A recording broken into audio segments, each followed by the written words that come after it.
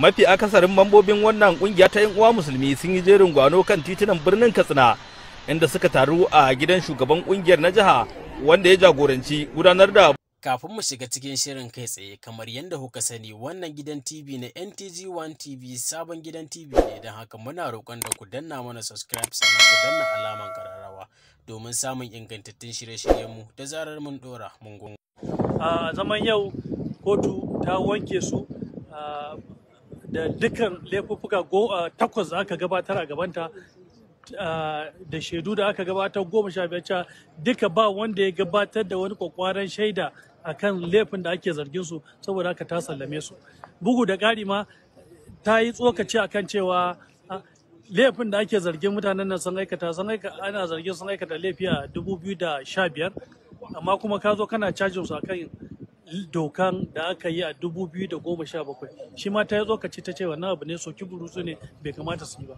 So haka kotu ta sallame su, ta wanke, ta ce suna iya tafiya gida. Yanzu ina shi malam Zakzaky. Yau na baro shi a cikin kotu, yanzu za su fito. Gaban kungiyar na jiha wanda ya jagoranci gudanar da bukukuwan murnar sako jagoran kungiyar na ƙasa Sheikh Ibrahim Zakzaky.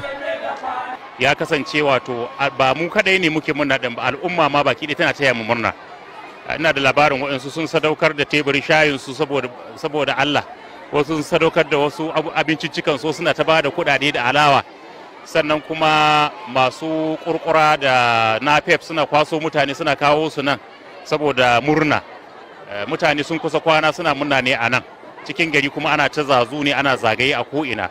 Saboda haka murna kusan dai sai mu ce mu muke taya mutane, amma mu ga fuskokinmu ake gani da bayananmu, nan ne ake ganin murnanmu cewa fuskokinmu fes, kuma muna murna.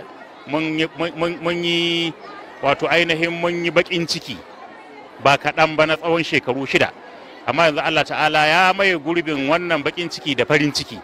Jagoran kungiyar ta SHUGABAN a jihar Katsina ya ce sakin jagoran kungiyar wata manuniya ce ta su tsaya tsayin daka kan turbar da suke, don haka magoya baya su ƙara ƙaimi. Magoya baya muna ba da shawara a ƙara ƙaimi a kuma tsayuƙen, kuma yanzu ya tabbata cewa mu ne akan gaskiya. An kai an kawo an ƙoƙarin a ƙaryata mu. Mutane da yawa sun ɗauka Allah ma baya son mu, tunda gwamnati ba ta son mu, Allah ma baya son mu. Sai ta bayyana cewa mu Allah ke so ba gwamnati ba. Saboda haka wannan goyon baya na Allah da muka samu, to ya nuna cewa insha Allahu ta'ala har lahira mu muke da goyon baya.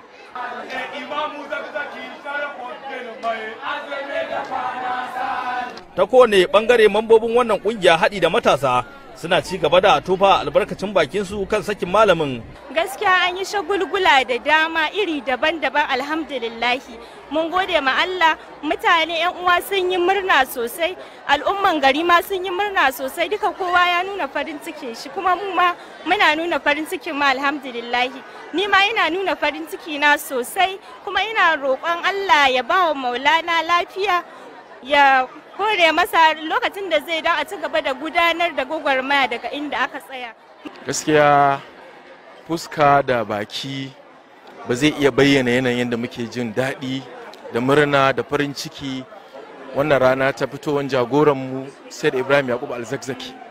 Sheikh Ibrahim Zakzaky, jagoran kungiyar ta yan uwa musulmi a Najeriya, ya kwashe kusan shekaru 6 hannun mahukuntan Najeriya, sai dai kwatsam wata kotu da ke jihar Kaduna ta wanke malamin kan zargin da ake masa.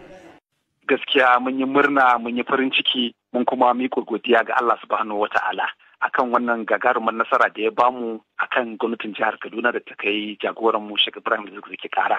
Wannan shine karo na biyu muna samun nasara, dama kuma a Abuja babban kotu ta bamu nasara akan gwamnatin tarayya, to akan haka muna ƙara godiya ga Allah subhanahu wata'ala. Kamar yanzu me magoya bayan shi malam ke cewa?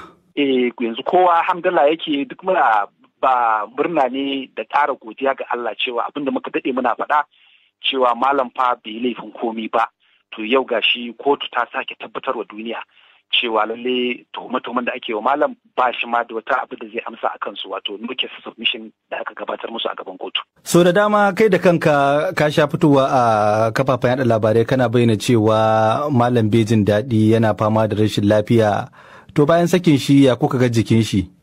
Ai wato wannan magana haka take, kuma kawai dai wato mu'jiza ne za mu ce ko karama ne ta Allah madaukakin sarki ya sa har ya kai yanzu. amma dai da ka gan shi dai ka san cewa lallai akwai alamun rashin lafiya din, kuma muna fatan cewa insha Allah wannan saki da kotu ce masa zai bude kofa na wato ƙara samun lafiyar tashi. Ko bayan zaman kotun ka samu haɗuwa da shi malam ɗin? A ni ban samu haɗuwa da shi ba, amma dai dukan wakilanmu da muke aikin nan tare da su na yaɗa labarai sun sadu da shi har a kotun da bayan kotun da kuma hal da ke ciki yanzu. To yanzu ina shi malam ɗin zai nufa ganin cewa a shekarun baya gidan shi na Zaria an rushe, ina zai koma kenan? To yanzu ba zan iya ce faɗin ga takamaiman inda zai koma ba, amma dai abin da dai muke jin daɗin shi dai shine dai akalla dai yanzu dai ya samu 'yancinsa. Kuma kasan da yau aka gama wannan abun, to yanzu ne kuma za a yi tunanin ina ne kuma aka dosa din, amma dai muna ga babban almuhim shi ne mai lafiyar sa dai tukuna yanzu. Kar ku manta da ku danna mana subscribe, sannan ku danna alamar ƙararrawa, ku yi mana like, sannan za ku iya yin comments da albarkacin bakin ku ko kuma tambaya. Mun gode.